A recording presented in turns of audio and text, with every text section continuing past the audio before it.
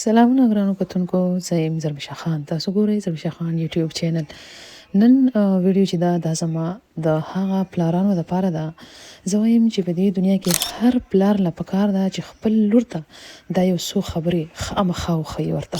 ټول ناول نه دا خبره چې لوري خپل حق دپاره خامخا به ودرېږي، خپل حق دپاره ودرېدل چې دي هغه یې زده کړه.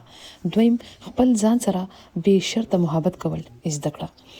دریم، ستا اواز چې دی دا ډیر اهم دی. هیڅ کله به هیڅ ځای کې خپل اواز چې دی هغه به بندېدو ته نه پرېږدي، هغه به چاته نه پرېږدي چې ستا اواز چې دی هغه دب کړي. د هر چا عزت کوه، خو د دې خبرې هم خیال وساته چې خلک ستا هم عزت وکړي او ستا د عزت ډیر خیال وساتي. احترام همیشه د دواړو طرف نه وي، د یو طرف نه وي. په ژوند کې کم لوی لوی خوابونه چې ته ویني، خوابونو پسې بېشکه شاته منډې وهه، خو خلکو پسې به هیڅ کله منډې شاته نه وهي. نرمي چې ده دا کمزوري نه ده، دا اصل طاقت دی. هر چاته ها چې دی هغه مه کوه، نه کول هم زده کړه. خپل حد چې دی هغه وپېژنه. خوبصورتي چې ده، ښکلا چې ده، دا په ژوند کې ختمیږي، لیکن کردار چې دی هغه همیشه دپاره په دې ژوند کې باقي وي. خپل په کردار باندې به هیڅ قسمه سمجوته نه کوي. مالی طور باندې ځان خود مختار کا، هیڅ کله به چا باندې انحصار نه کوي. که په ژوند کې ناکامه شي نو ناکامۍ نه به یریږي نه. ناکامي چې دا اصل کې د زندګۍ یو لوی سبق دی. نه ناکامۍ نه انسان زده کړه کوي، دې نه به یریږي نه. خبرو نه عمل نه اعتبار کول چې دی هغه زده کړه. روزانه خپل اهمیت چې دی هغه یاد ساته او دا سوچ کوه چې ته ډیر زیات قیمتي انسان یې.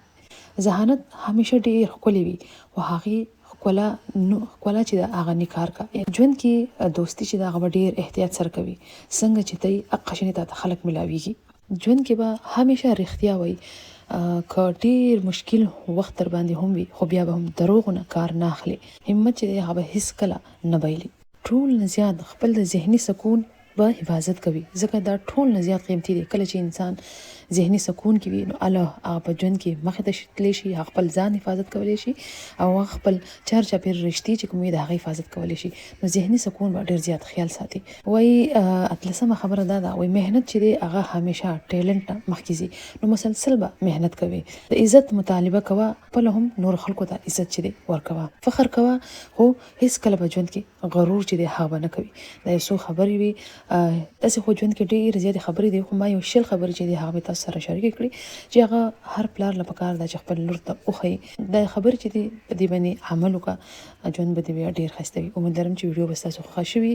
که ویډیو خوښیږي چینل سبسکرایب کړئ، مخکې ویډیو شریکوئ، ویډیو لایک کوئ.